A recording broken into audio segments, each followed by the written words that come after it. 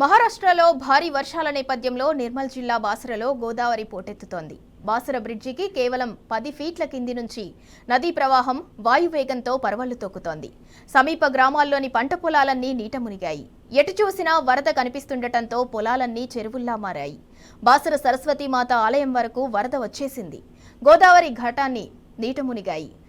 Railway station జల దిగ్బంధంలో చిక్కుకుంది. అంతకంతకు ప్రవాహ ఉధృతి పెరుగుతోంది.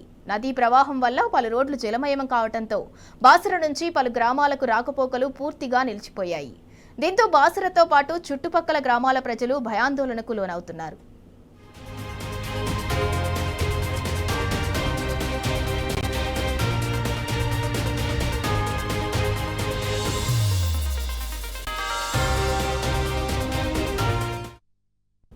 బాసరలో గోదావరి ఉప్పొంగటంతో స్థానిక హరిహర కాటేజ్లో 10 మంది చిక్కుకున్నారు. సమాచారం అందుకున్న రెవెన్యూ, పోలీస్ అధికారులు వారిని సురక్షితంగా బయటకు తీసుకొచ్చారు.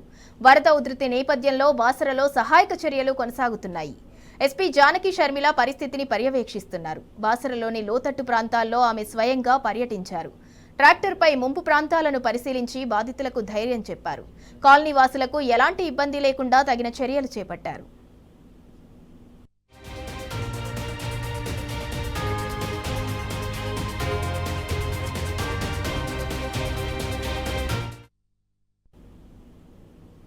వరద పరిస్థితిని పరిశీలించడానికి వచ్చాను ఇక్కడికి. అయితే ఇక్కడ దీక్ష లాడ్జ్ ఇంకా కొన్ని లాడ్జెస్ ఈ రివర్ బెడ్లో కట్టడం వల్ల కొంచెము మునిగిపోయాయి. దగ్గర ఇప్పుడు మనకి ఒక 3 feet వరకు వాటర్ వచ్చింది. అంటే గ్రౌండ్ ఫ్లోర్లో కొంచెం వాటర్ వెళ్తుంది. ప్రస్తుతానికి ఏం ప్రాబ్లం లేదు. వాళ్ళందరికీ ఫుడ్ అండ్ ఇతర అరేంజ్మెంట్స్ గ్రామ సర్పంచ్ అలాగే పోలీసులు కలిపి చేస్తూ ఉన్నారు.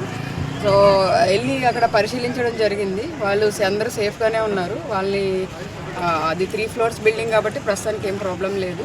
సో ఇదంతా అందరికీ విజ్ఞప్తి ఏంటంటే, ఇప్పుడు ఇక్కడ వాటర్ బాగా రోడ్ మీదకి వస్తుంది. గోదావరి బ్యాక్ వాటర్ అంతా అన్ని హైవేస్ మీదకి వస్తున్నాయి కాబట్టి ఇటువైపు ఎవరు రావద్దని విజ్ఞప్తి చేస్తున్నాను. అలాగే మిగిలిన వారు కూడా ఎక్కువ బయట తిరగకుండా ప్రాపర్ ప్రికాషన్స్ తీసుకుంటూ జాగ్రత్తగా ఉండాలని కోరుకుంటున్నాను.